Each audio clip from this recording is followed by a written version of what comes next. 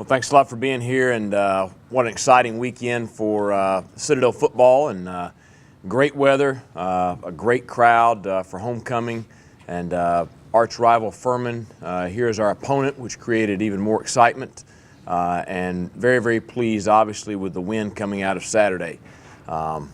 We obviously didn't get off to a great start with a fumble on the opening kickoff and basically spotting them 7 points, but I was very, very pleased with the way our team fought throughout the day, feeling like, especially much of the first half, we were playing a little bit behind the 8 ball, trying to scrap back, and we're able to score there right before halftime and convert the 2-point conversion to get back to 28-28 at the half. And then second half went back and forth. A great drive towards the end of the game to tie the game and send it to overtime.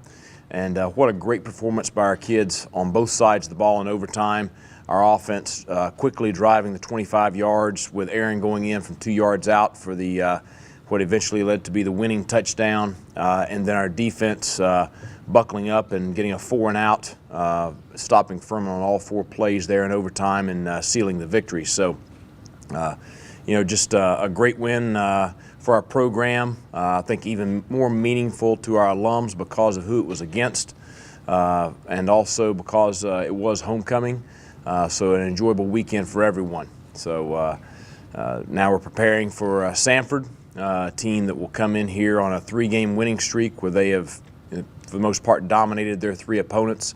I think 45-0 over Furman, 55-0 over Concordia, 31-20 over Western, where they fumbled twice inside the 5-yard line with a 28-0 lead, so that game could have gotten out of hand as well. So they're playing very, very well, very talented in all 3 phases, big on both fronts, very athletic at all the stand-up skill positions, probably the best safety in the league, and Tarrant, number 6 back there. One of the better D linemen in the league with number 98 Pierce, who is a brother of one of our freshman linebackers, Miles. And I think they got the leading scorer in the conference at their tailback position and the leading receiver in the conference as well. So very talented team. It'll be a great test for our program, but I also feel like we're playing pretty good right now at this point in the season. I think our kids are very focused going into this weekend. It's an important game for our seniors, and it's an important game for the rest of us because of our seniors. Playing the last home game of their career, it's something I've told them. I still remember the last home game of my senior season, and I was fortunate that I had teammates that allowed us to go out with a big win, and I think our roster is committed to kind of send these seniors out the same way in their final home game. So I expect us to play well on Saturday. I expect us to be ready to go from the get-go and excited for the opportunity. A couple things before we open up for questions. First, Carson Smith and Jake Stinson are here with me today. Carson was a captain for our last ball game, and I talked to him. He's guys we talked about all year long in this press conference in here. He's been playing better and better as the season has went on. I thought he played great on Saturday. He actually had the coverage on the last 2 plays in overtime and executed very well there, but also served as a game captain for us Saturday. And I told him that, for me, that was because, number 1, of his leadership, and number 2, this is a big game for his household with his dad playing at Furman. So I know it was a significant win for at least part of the Smith family on Saturday. But and then Jake had, to me, one of the more inspirational plays of the year with his touchdown catch and score right before the half. We're down, I think, 28-13 at that point. Aaron throws a little flip out into the flats, not a perfect pass. Jake had to make a pretty good move just to catch the ball. Had 2 defenders hit him as he caught it. He broke both tackles, broke another tackle, and then leaped from the 4-yard line to score. So just a fantastic play. But I think it typifies who Jake Stinson is. Jake got hurt in the Wofford game. He's not healed up. He's playing with a lot of pain, but he goes out there and he practices every day. It's important to him that he's ready to go on game day, and he's just a gutsy, tough competitor. And so I have a tremendous amount of respect for him. So happy to have these 2 guys here with us today. And finally, happy Veterans Day to all those who have served our country. I talked to the kids about it a little bit earlier today. just that we have the ability to go out and play this game and live the lives that we are able to live because of the servicemen and women in the past and currently that allow us to have the freedom that we have in this country. So thank you to all of them. So all that being said, questions for any of the three of us?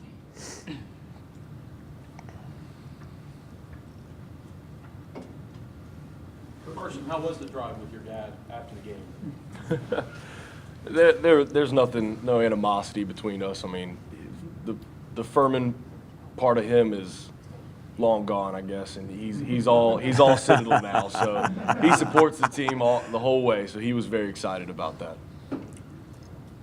Mike, can you talk about the buy-in you've had from your seniors since you got here, and how important that is for new coaching staff coming in? Yeah, and it's something I talked to him about at the beginning of this thing. And I told him if there's a group that was unfair to have a coaching change, it's the seniors, because they were recruited by the former staff and they were with the former staff for 3 or 4 years, and have a coaching change your senior year, sometimes isn't ideal. But I told them the goal, my biggest goal and the goal of our staff was to make sure that they had an enjoyable senior season and one that they're a positive part of and they can reflect back on with a lot of pride, from the investment and leadership that they gave the program in a new era. And I can say that those guys have done everything that we have asked them to do. They've been great leaders. Some of them play a lot. Some of them don't play very much. But all of them have had great attitudes. They've done what we've asked them to do. They've been positive around the locker room. They've been positive on the practice field. They've been good motivators. I think it's a small group, but it's a very special group. Even from Dalton Trevino, who is out for the end of the year and not able to play anymore, and he was in there last week stuffing laundry lockers for Kevin Yeager, just to help out. That Citadel football means a lot to those kids, and it's a big part of their life, and it'll be a big part of their memories here, and I'm very proud of them. Jay, can you talk about the transition? You guys have 3 or 4 years under Coach Higgins, and those guys recruited you, and then you have a new staff come in. What's the transition was like? Yeah, well, it was exciting having a new coaching staff come in. Knew from their success of Lenore Ryan, we would have success too. And from the first day, they challenged us to buy into their system. Coach Conti, my coach, he challenged me to step up for the slots. He challenged me if I wasn't going to perform, then he would play younger guys because they're trying to build a program here. And I understood that, so I knew I had to step up in my game and lead the young guys.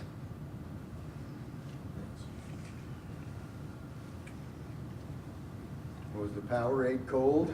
It was, and they truly surprised me. I wasn't expecting it, but I told them in the beginning that we don't do Gatorade baths unless it's a championship game or it's a significant win. And so to them, that was a significant win. So it was very enjoyable.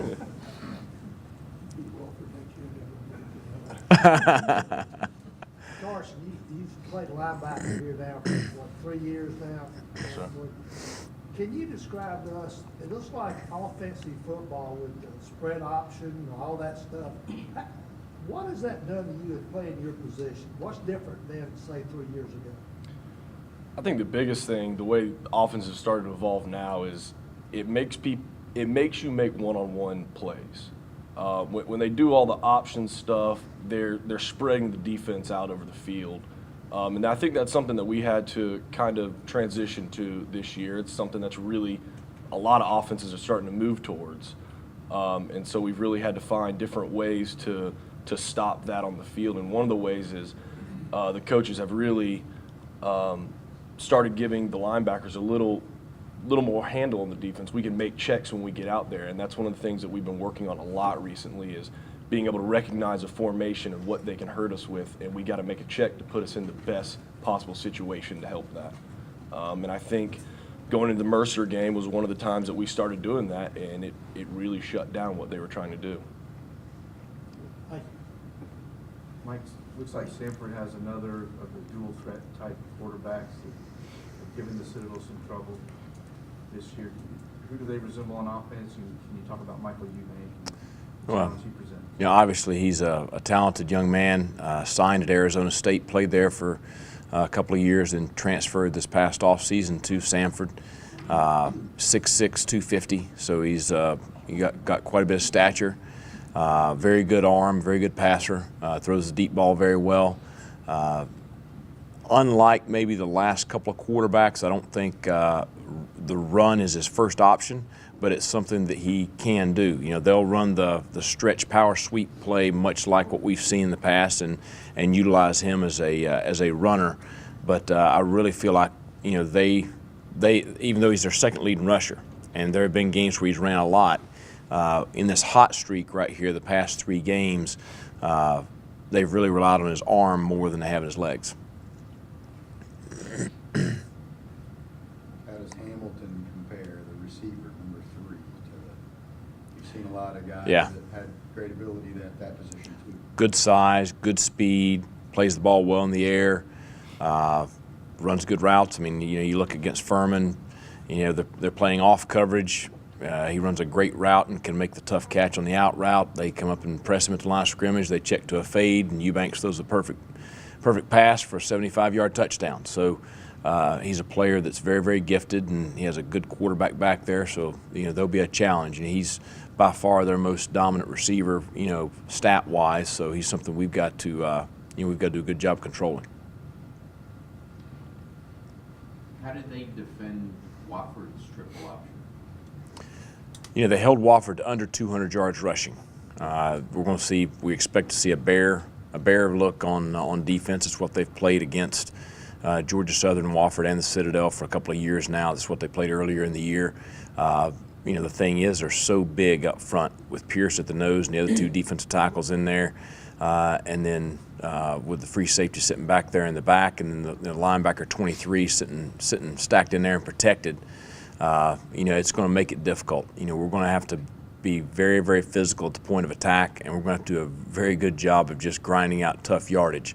You know, they do a sound job of defending the play-action pass. Very athletic in the secondary. So I just think it's going to take great execution on Saturday in order to move the football. Mike, I think the fullbacks have 38 carries. Does that sound right? Mm-hmm. Are those all reads, or some of those predetermined? How? A little of both.